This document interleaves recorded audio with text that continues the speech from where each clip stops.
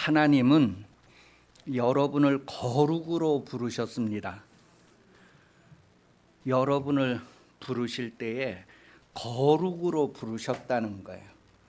그래서 여러분이 그 하나님의 부르심에 그대로 거하여야 된다. 그 부르심을 아주 단단하게 굳게 해야 된다. 그 말은 여러분이 하나님의 부르심에 거하여야 된다라고 하는 의미입니다. 왜냐하면 하나님이 거기로 부르셨으니까. 하나님의 부름이 거룩에서 부르셨기 때문에 우리가 그 하나님의 거룩함에 머물러야 된다. 그 거룩함을 굳게 해야 된다. 그렇게 성경이 우리에게 말해줍니다. 먼저 디모데후서 1장 9절 말씀에 보면 하나님이 여러분을 부르실 때에는 거룩하신 소명으로 부르셨다 그랬어요. 뭔가 거룩함으로 여러분에게 맡기실 일이 있어서 부르셨다는 것이에요. 거룩함에서 맡길 일이 있다는 거예요. 저 시골에서 맡길 일이 있는 것보다, 도시에서 맡길 일이 있는 것보다 거룩에서 맡길 일이 있다는 것을 성경은 말해줍니다. 그것을 히브리서 3장 1절에서는 하늘의 부르심이다 그렇게 표현을 했어요. 하늘에서 하나님의 부르심은 거룩함의 일을 위해서 여러분을 부르셨다. 그래서 소명이라고 합니다. 고린도전서 7장 20절에는 각 사람은 부르심을 받은 그 부르심에 그대로 지내라. 그 상태에 머물러라. 그렇게 말합니다. 그러니 여러분은 예수님 안에서 부름을 받았으니 예수님 밖으로 나가지 않아야 할 것을 말하는 거예요. 예수 안에 굳세게 든든하게 서 있는 그런 상태를 말합니다. 베드로후서 1장 10절에 보면 그러므로 형제들아 더욱 힘써 너희 부르심과 택하심을 보라. 너희 부르심과 택하심을 굳게 하라. 너희가 이것을 행한즉 언제든지 실족하지 아니하리라. 이 부르심과 택하심을 굳게 한다고 하는 말은 그 거룩의 부르심에 합당하게 행하라고 하는 그런 뜻입니다. 하나님이 여러분을 거룩하게 부르셨으니 거룩해야 된다는 거예요. 그냥 아담과 하와는 합당하지가 않았어요. 거룩하지가 않았어요. 하나님의 부르심에 합당한 것은 하나님의 그 말씀에 합당하게 바르게 살아야 된다는 것을 말하는 것이죠. 에베소서 4장 1절에서 3절에 보면 부름을 받음에 합당하게 행하라 그렇게 표현을 했어요. 그럼 하나님이 우리를 거룩하게 부르셨는데 어떻게 해야지만 그 거룩함에 합당하게 행할 수 있을까? 그랬을 때에 성경은 우리에게 겸손과 온유와 오래 참음과 사랑으로서 모든 것을 서로 받아들여 주라 그렇게 말하고 성령이 바로 그것을 원하신다 그렇게 기록을 하고 있어요. 에베소서 4장 1절에서 3절에. 그러니 곧 겸손과 온유는 예수님의 마음을 본받는 것이다 그렇게 마태복음에 소개를 해줍니다. 마태복음 11장 28절에 보니까 나는 마음이 온유하고 겸손하다 그렇게 표현하는 내용이 나오죠. 한번 찾아보겠습니다. 마태복음 11장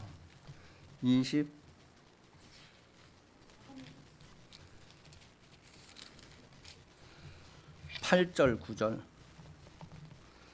28절 9절 시작. 수고하고 무거운 짐진 자들아 다 내게로 오라. 내가 너희를 쉬게 하리라.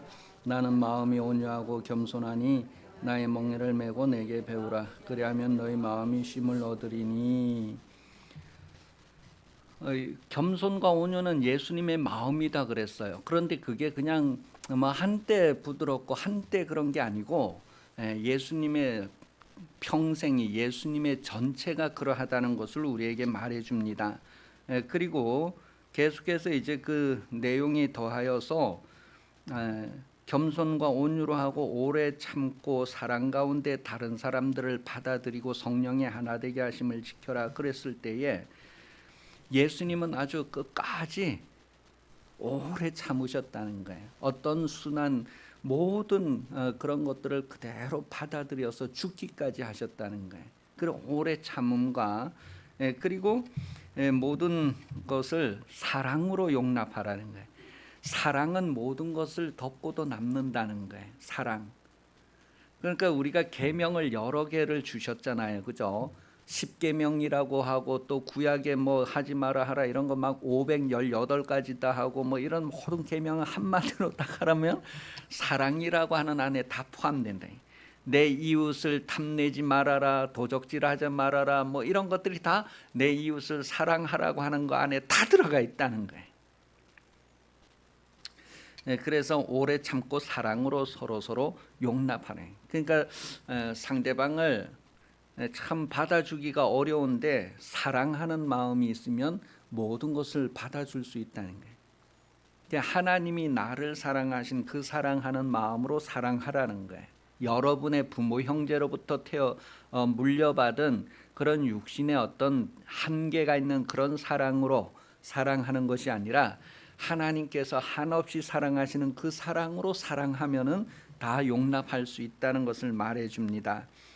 여러분 인생으로 사는 동안에 하나님의 거룩하심에 그 합당한 삶을 살기 위해서 온유와 겸손과 오래 참음과 사랑으로 용납하는 그런 삶을 살아서 하나가 되어야 한다는 것을 말해주고 있습니다. 그래서 사랑은 온 세상을 하나 되게 할 수 있다는 것을 우리에게 말해줘요. 옆에 있는 사람에게 사랑으로 하나 되십시다. 2번 시작.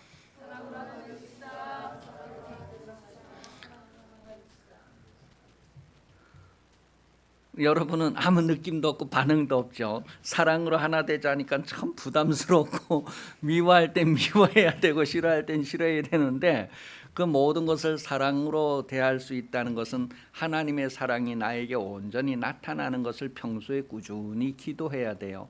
나는 당신을 7번밖에 용서 못하지만 하나님은 7번을 70번까지라도 용서하라고 했다고 하는 그런 용서할 수 있는 마음들이 여러분들에게 있기를 예수님의 이름으로 축복합니다.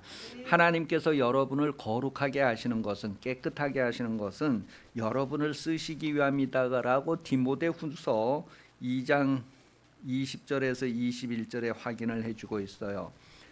디모데후서 2장 20절 21절에는 큰 집에는 여러 종류의 그릇들이 있대요. 큰 그릇도 있고 작은 그릇도 있고 귀히 쓰는 그릇도 있고 천하게 쓰는 그릇도 있고 그렇게 다양한 그릇들이 있는데 그 그릇들이 다 쓰임받는 것이 아니라 깨끗한 그릇이 쓰임받는다. 그렇게 얘기를 하고 있어요. 하나님은 깨끗한 사람을 쓰신다는 거예요.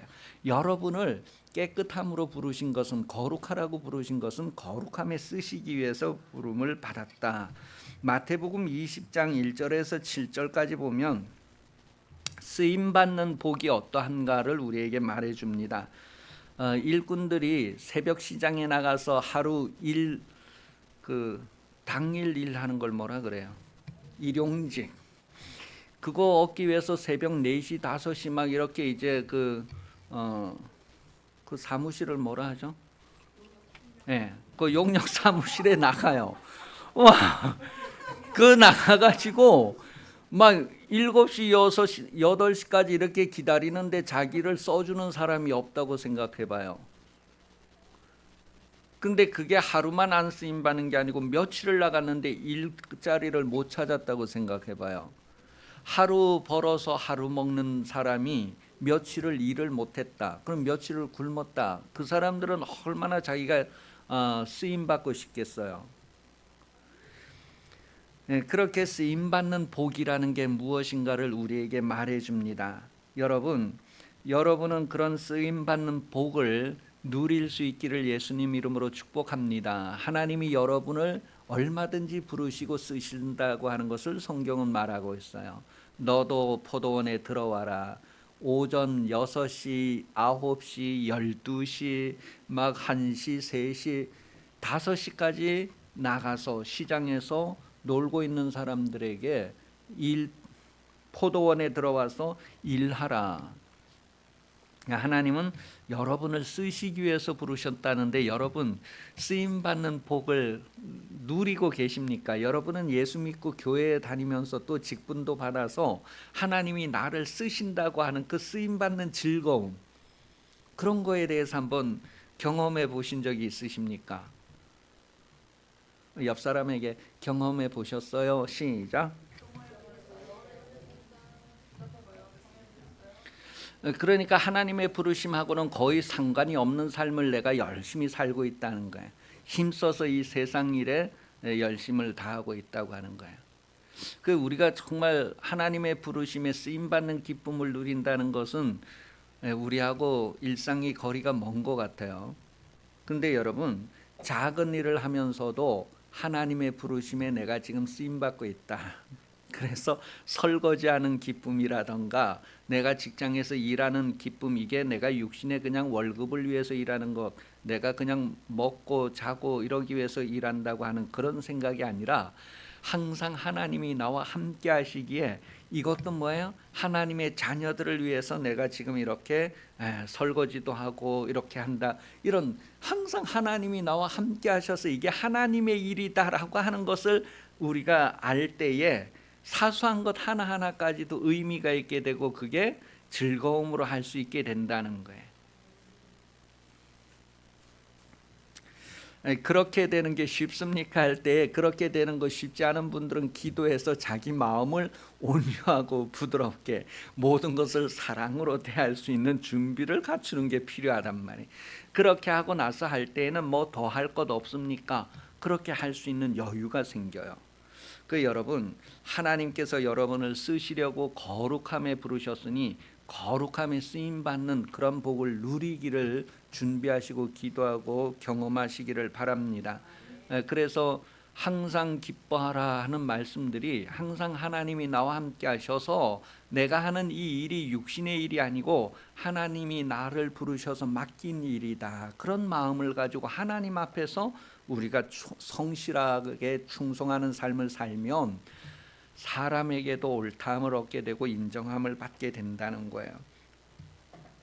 그렇게 쓰임받는 삶에 있어서 마태복음 20장 8절에서 14절 내용을 보면 탐심을 부리지 않아야 된다. 그래서 늘 마음에 하나님과 함께하면서 쓰임받는 복을 풍성하게 누리는 사람은 욕심을 내지 않게, 그 놀부의 마음을 욕심 마음이라고 한단 말이에요. 왜 그래요? 내 거는 내 거, 또 흥부 거도 내 거. 그게 놀부 마음이란 말이에요. 그게 욕심이.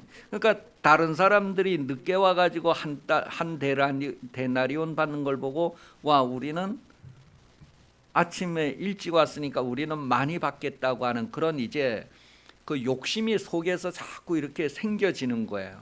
그래 나중에 한 데나리온 주니까 원망하고 불만하는 거예요. 그 계약서 보자 이러니까 계약서 하루에 한 데나리온 딱 써져 있는데도 자기들의 마음에 막 부풀어오는 그런 욕심을 가지고 기대를 하는 거예요. 그래서 원망하고 불평하는데 주인은 나는 잘못한 게 없다. 한 데나리온 계약대로다. 근데 늦게 온 사람에게 주는 것은 내 마음이다 그런 거예요. 너의 마음이 아니고 내 마음이다라는. 우리는 욕심으로서 모든 것들을 이렇게 계산할지라도 하나님은 뭐예요? 불쌍히 여기고 긍휼히 여기고 하루 종일 일거리를 찾으려고 그렇게 했던 그 마음고생 한 시간 일했더라도 하루 품삯을 줄 수 있는 그런 하나님의 부요와 풍성함을 다른 사람들은 자기 욕심을 채워주지 않는다고 원망하고 불평한다는 거예요. 여러분, 교회 와서 이렇게 쓰임받을 때에 내가 하는 이 직분이 하나님이 나를 부르셔서 이 직분 맡겨서 나를 쓰신다고 하는 그 즐거움을 누리면 되는데, 다른 사람은 나보다 늦게 왔는데 뭐하고 나는 교회 다닌 지 오래됐는데 이거 한다 막 이런 식으로 이제 마음이 높아져 가지고 이제 그렇게 상심할 수가 있어요. 그래서 온유와 부드러움을 얘기하는 거예요. 온유와 겸손을 얘기하는 거예요. 그리고 오래 참고 사랑으로서 모든 사람과 더불어서 하나가 되는 그런 은혜를 누리는 기쁨이 바로 하나님 앞에서 우리가 그 부름받음의 거룩함에 그대로 이렇게 머무르는 삶이다. 아주 견고하게 하는 삶이다. 그렇게 성경이 말해줍니다. 예배하는 복은 아무나 누리는 것이 아니라 부르심을 받은 자가 누린다고 히브리서 5장에 기록을 하고 있어요. 히브리서 5장 1절에서 4절까지 내용을 보면 제사장으로 부름을 받은 것은 아무나 부름 받는 것이 아니고 하나님께서 택하시고 구별한 사람만이 하나님을 섬기는 것이다. 그래서 4절에 보면 이 존귀는 아무도 스스로 취하지 못하고 오직 아론과 같이 하나님의 부르심을 받은 자다. 그 여러분은 하나님의 거룩한 일에 부르심을 받았다. 소명을 받았다. 그렇게 성경 말해요. 그래서 내가 하는 일이 사소한 일 하나하나도 다 거룩한 일이다라고 여겨질 때 구별이 되는 거예요. 보통 사람이 집안에서 살림살이하고 설거지하는 거하고 여러분이 하나님의 부름을 받아서 살림살이하고 설거지하는 것은 다르다는 거예요. 구별된다는 거예요. 거룩한 일이라는 것을 성경은 말하고 있어요. 그래서 아론과 그 자손들은 하나님을 섬기는 일에 부름을 받았다는 거예요. 그럼 오늘 목회자들은 하나님을 섬기는 일에 부름을 받았는데 여러분들은요? 여러분도 하나님을 섬기는 일에 부름을 받았다고 하는 사실이에요. 각각 용도가 다르다는 거예요.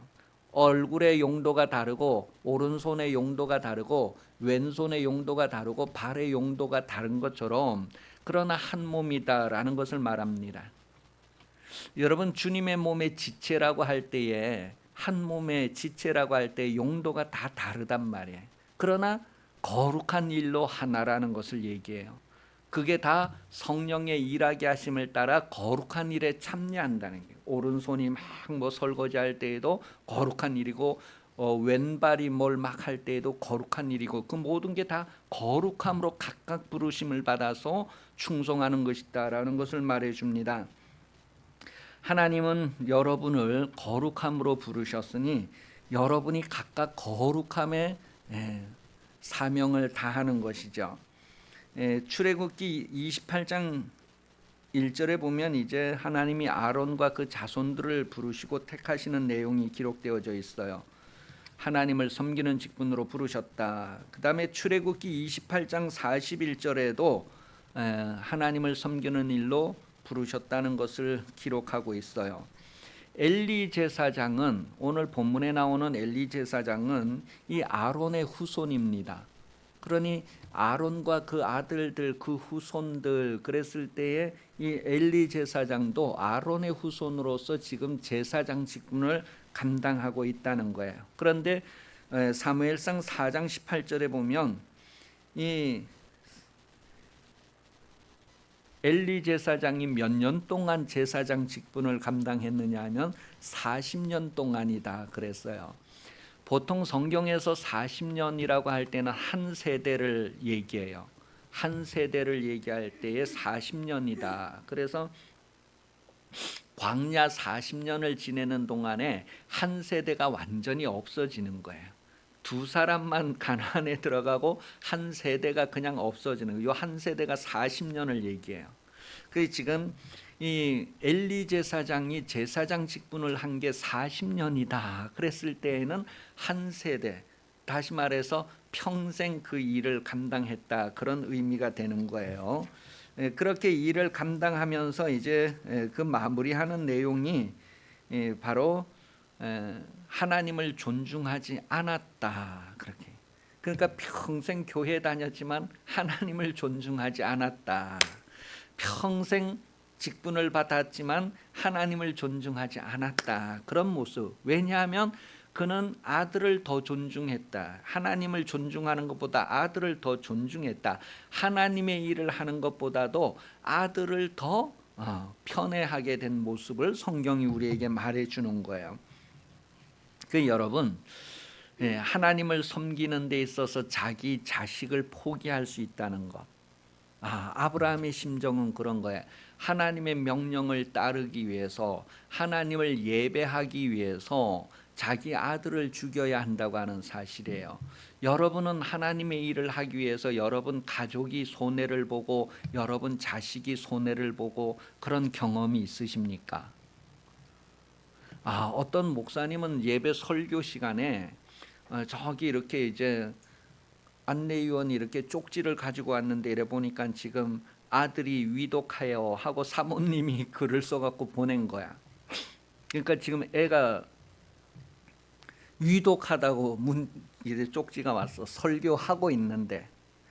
그래서 목사님이 그 설교 쪽지를 보고 설교를 중단하고 이게 앱으로 가야 되냐 말아야 되냐 이랬을 때에 이제 예배를 성공해야 된다. 그렇게 해서 이제 설교를 다 하고 이제 사택에 내려가니까 애가 엄마 품에서 죽은 거예요. 그래서 그 애를 받아 안고 막 기도하면서 우는데, 하나님, 내가 예배를 성공하기 위해서, 예배를 위해서 애가 위독하다는데도 내가 안 내려왔다. 이제 애가 죽었다. 그렇게 하고 막 기도를 하는데 애가 꿈틀꿈틀하고 살아나더래요. 그러면서 이제 그 하나님 앞에 자기가 예배 성공하기 위해서 아들을 포기한 그런 거에 대한 것들을 이렇게 이제 책에 기록해 놓은 그런 내용이 있었어요. 여러분, 아브라함이 그런 심정이었단 말이에요. 여러분이 오늘 하나님 앞에 직분을 맡았고 하나님의 거룩한 부름의 소명을 감당하기 위해서 여러분 바로 그런 육신의 혈육의 그런 손실을 감당하면서까지도 나는 하나님 섬기는 일을 성공하겠다. 그렇게 할 수 있는 구별이 될까? 그런 것들을 보면서 오늘 엘리 제사장은요, 그 제사장으로서 평생을 살았는데도 그 제사 직분 감당하는 것보다도 아들을 더 중요하게 여겼다는 거예요. 아들들이 잘못하는 거에 대해서 꾸짖고 책망하고 막 두들겨 패서 그래도 안 들으면 막 죽여서라도 그렇게 끊어야 되는데 그렇게 안 했다는 거예요. 마음이 하나님께로보다 아들에게 더 있었다. 그것을 하나님이 아실까 모르실까? 그랬을 때 그것을 하나님은 다 아셨다는 거예요. 29절에 그런 내용이 나와 있어요. 29절에 보면 너희는 어찌하여 내가 내 처소에서 명령한 내 제물과 예물을 밟으며, 여러분 그 밟는다고 하는 표현은 아주 무시하고 아주 하찮게 취급하는 그런 것을 얘기해요. 그러니까 하나님 앞에 제물을 드리는 그런 모든 과정들, 그게 다 하나님이 이렇게 해라 이렇게 해라 이렇게 해라 그렇게 시켰는데, 그렇게 하는 중간에 아들들이 와서 맛있는 고기는 갈고리로 다 건져가고 막 이런 식으로 이제 하나님의 제사에 드릴 것들을 중간에서 막 가로채고 이런 식으로 더럽히는 것을 하나님의 그 제사 예물을 밟는다 그렇게 표현하면서 자식들이 그렇게 할 때 그 자식들을 징계하고 훈계하고 못하게 하고 이렇게 안 했다는 거예요. 그냥 말로 야 그러면 안 된다, 야야 그만둬라 그렇게 하고 끝난 거예요. 그런데 애들이 말을 안 듣는 거예요. 계속 그렇게 해도 그대로 흘러가게 됐다라고 하는 것을 얘기해 줘요. 그런 내용을 이제 29절에서 이렇게 오늘 우리에게 확인을 해주고 있어요. 하나님은 하나님의 처소에서, 하나님이 거하는 곳에서 예물을 명령했다는 거예요. 이렇게 예배해라, 이렇게 예배해라. 그래서 하나님이 그것을 받으신단 말이에요. 그런데 그 받으시는 하나님의 그 예물 드리는 과정에서 이 아이들이 제사장의 바른 직분을 감당하지 않은 것을 말해줍니다. 여러분이 집에서 설거지하고 직장에 가서 이렇게 하루 수고하고 이러는 모든 것들이요, 하나님이 다 받으신다는 거예요. 그래서 그 일하면서 내가 원망 불평하고 막 왜 우리 부모는 이래 가난해 갖고 내가 이래 고생하는가 이런 거 할 게 아니라 그 일 가운데에서 하나님의 부르심을 지금 내가 이룬다고 하는 그런 마음으로 하나님의 일을 감당함으로 하나님의 위로를 나중에 받게 된다는 것을 성경은 가르쳐주고 있습니다. 여러분 인생으로 사는 동안에 다 사람 사는 사연은 다 이렇게 모양은 다르게 나타나요. 그러나 다 한 가지란 말이에요. 하나님 앞에 어떻게 살 것인가. 하나님의 처소에서 명령한 제물과 예물, 그러니까 하나님은 뭔가 부족해서 섬김을 받는 분이 아니다라는 것을 사도행전 17장 25절에 말하고 있어요. 하나님이 거하시는 곳에서, 하나님의 처소에서 명령한 제물과 예물, 그것이 하나님에게 꼭 필요해서 그런 것이 아니라 그런 제물과 예물을 드리는 것을 통해서 하나님께서 그들에게 복을 주기 위함이고 그들에게 하나님의 좋은 것을 더해 주기 위해서 그렇게 한다는 거야. 이삭이가 야곱에게 별미를 만들어 와라 그랬어요. 그 아버지가 죽어가면서까지도 그래 아들 보고 그냥 맛있는 거 만들어 오라고 막 그러는 거에 대해서 아버지가 별미를 만들어 오라고 하는 것은 아버지가 이제 아들을 축복하기 위해서 그것을 만들어 오라고 하는 거예요. 왜 부모가 자녀들에게 효도하라고 할까요? 효도하는 것을 통해서 복을 주기 위해서 그렇게 하는 거예요. 성경에 보니까 부모에게 효도하는 것이 이 땅에서 복을 받는 비결이라고 에베소서 6장은 가르쳐 주고 있어요. 부모에게 잘하는 것이 이 땅에서 잘되고 장수하는 비결이다. 한 가지. 부모에게 잘하는. 사연들은 다 다를지라도 부모에게 잘하라는 한 가지. 그래서 그것을 하나님이 받으신다는 것을 말합니다. 하나님이 보신다는 거예요. 그가 다윗이 이새의 양을 맡아가지고 막 이렇게 양떼들을 몰고 있을 때 곰이 와가지고 그 양 한 마리 움켜 삼아가지고 동굴에 들어가면 끝까지 동굴에 들어가서 그 아주 곰의 입을 벌려서 그 양에 다 들어가고 남은 발 한쪽이라도 막 찾아오고 하는 그런 다윗의 그것을 보고 내가 내 백성을 맡겨도 저렇게 끝까지 책임지고 막 지켜내려고 하겠구나 하는 것 때문에 마음에 들어 했다는 거예요.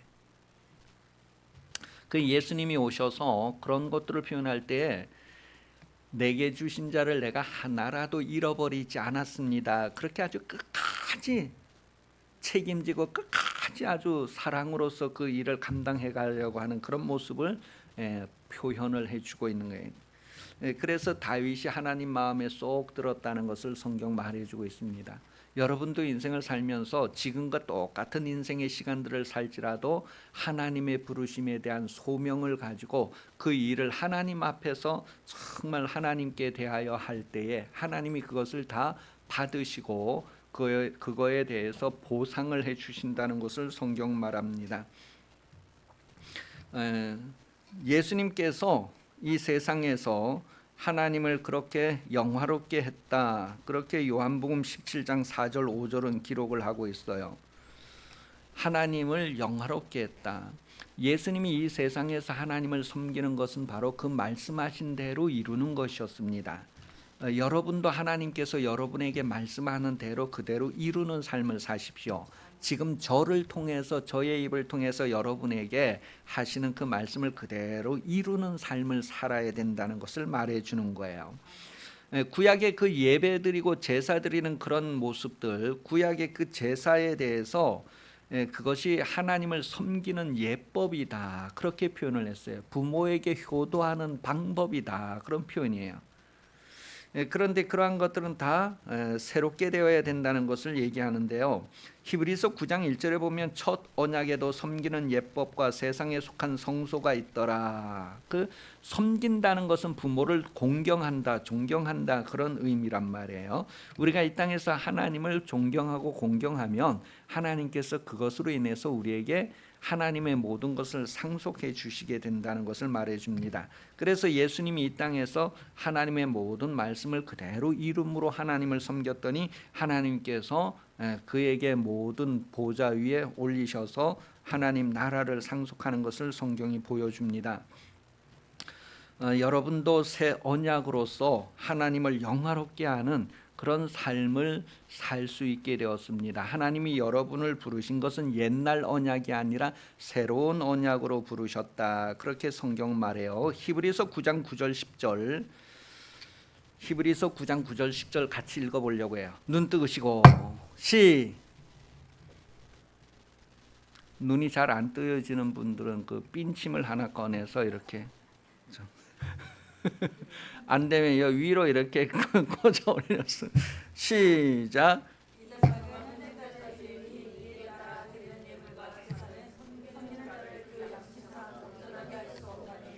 이런 것은 먹고 마시는 것과 여러 가지 씹는 것과 육체의 예법뿐이며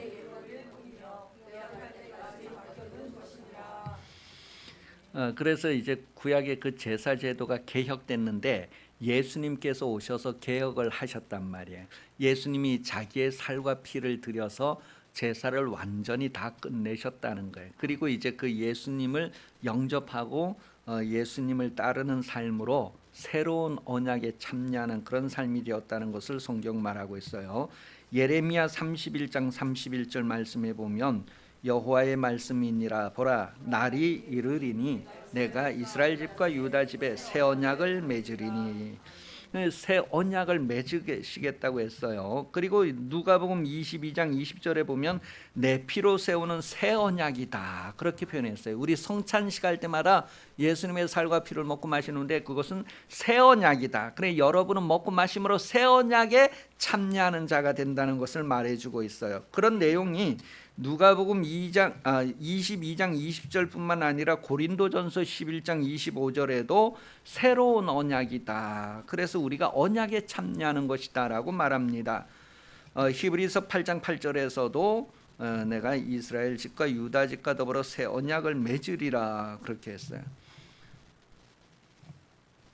왜 이렇게 새 언약을 맺어야 되고 새 언약을 이루어야 하는가? 히브리서 9장 15절에 보면 이로 말미암아 그는 새 언약의 중보자시니 이는 첫 언약 때에 범한 죄에서 속량하려고 죽으사 부르심을 입은 자로 하여금 영원한 기업의 약속을 얻게 하려 하심이라. 왜 새 언약이 필요하냐면 우리가 영원한 그런 약속을 기업으로 얻기 위해서다 그렇게 표현했어요. 예수님께서 이렇게 예법을 새로 개혁을 하셔서 우리가 새로운 약속에 참여하는 자가 되었다. 그래서 예수님이 너희는 기도를 이렇게 하라고 가르쳐 줬어요. 그 다음에 너희는 예배를 이렇게 하라. 그 다 개혁을 얘기하는 거예요. 이방인들이 하는 기도보다도 너희는 기도할 땐 이렇게 해라. 예배할 때는 이렇게 예배해라. 그렇게 가르쳐 주셨어요. 그래서 요한복음 4장 23절 24절을 보면 신령과 진정으로 예배하라고 예배를 개혁해 준 거예요. 그다음에 그런 예배나 제사는 다 하나님을 존중하는 방법이란 말이에요. 하나님을 존중하는 과정이란 말이에요. 존중하는 방식이란 말이에요. 그런 것을 훼손시키면 안 되잖아요. 하나님은 그렇게 하나님을 존중하고 하나님을 공경하는 이들을 위해서 그 나라를 주신다라는 것을 성경이 말해주고 있습니다. 그래서 하나님 앞에 예배할 때 기본적으로 중요한 요소가 흠이 없는 예배를 드려야 된다는 것을 말해요. 흠 있는 것은 하나님이 받지 않으신대요. 그래서 구약에는 이 장애인들이 하나님 앞에 예배를 할 수가 없었어요. 제사장 가문에 태어났더라도 장애인들은 하나님 앞에 제사장 직분을 감당하지 못했어요. 왜요? 흠이 있기 때문에. 그럼 오늘날은 어떻게 될까요? 오늘날 목사님 자녀가 이렇게 장애인이야. 성도가 장애인이야. 그러면 하나님이 그런 사람들 예배를 받으실까 안 받으실까? 그랬을 때 예수님이 오셔서 그 흠 있는 것을 다 정리해 주셨단 말이에요. 흠과 점과 티가 없도록 예수님이 그것을 대신 다 담당하셨다고요. 그래서 병자는 뭐예요? 병을 고치는 거예요. 안진뱅이도 일으켜 세우고 중풍병도 고치고 온갖 병자들을 다 고쳐주셔서 회복시켜 주셔서 그들이 성전에 뛰어 들어가서 막 하나님을 예배할 수 있도록 그렇게 회복시켜 주시는 것을 성경은 말해줍니다.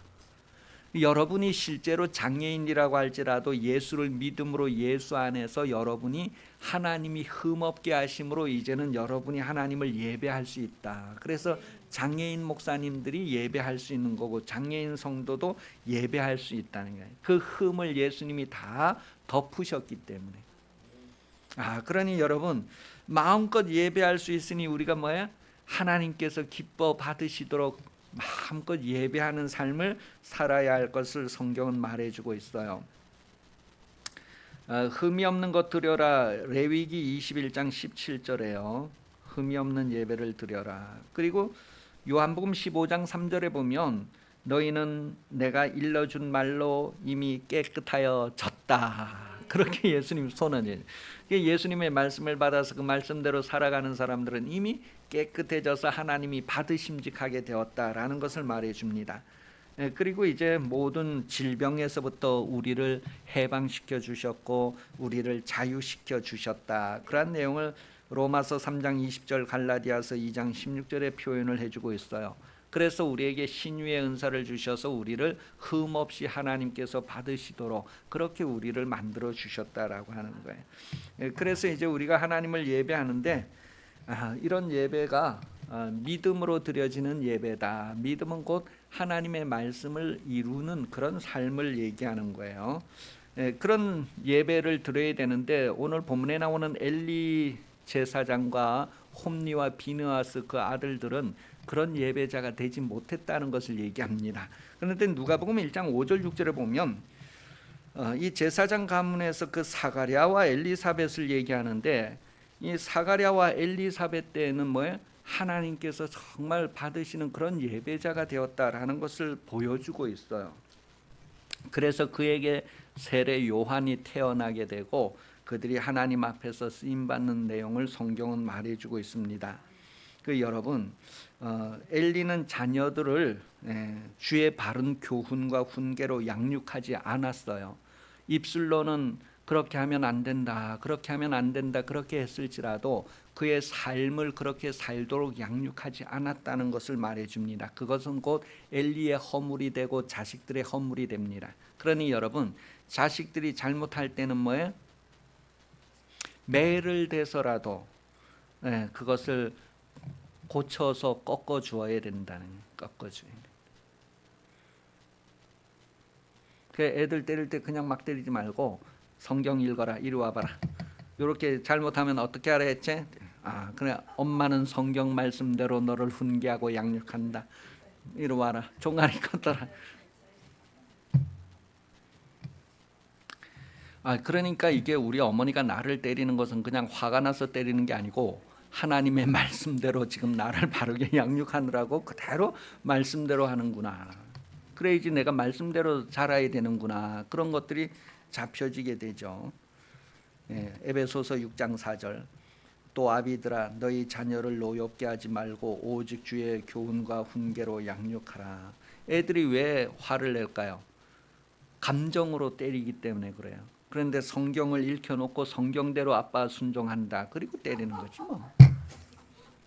그러니까 너는 성경대로 맞아야 된다. 그 나중에 나는 성경대로 맞고 자랐습니다. 여러분 성경대로 사십시오. 졸던 사람도 없게.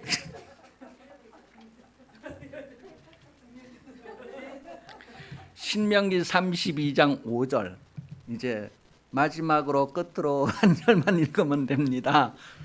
신명기 32장 5절 시작. 그들이 여호와를 향하여 악을 행하니 하나님의 자녀가 아니요 흠이 있고 삐뚤어진 세대로다. 하나님이 이렇게 흠이 있고 삐뚤어진 세대는 그 세대 전체를 빼버립니다. 한 세대가 다 빠지도록 광야에서 40년 동안 뺑뺑이 돌린 거예요. 여러분, 여러분의 흠이 있고 삐뚤어진 것을 예수님이 다 덮어주셨는데 그 은혜 밖에 나가지 않아야 됩니다. 그 안에서 정말 하나님을 새 언약의 예법을 따라서 믿음으로 하나님을 예배하는 삶을 살고 자녀들도 그렇게 예배하는 삶을 살도록 교훈하고 양육해서 정말로 그 가문을 통하여서 하나님이 흐뭇해 하실 수 있도록 너의 외할머니의 신앙, 너 어머니의 신앙, 너의 신앙 뭐 이렇게 역사가 내려갈 수 있는 그런 가문들이 되기를 예수님 이름으로 축복합니다. 기도하겠습니다. 기도할 때 여러분 신앙을 다시 한번 하나님 앞에 세우고 여러분 자손들이 그런 신앙을 이어갈 수 있는 가문이 되기 위해서 같이 기도하십시다. 기도합니다.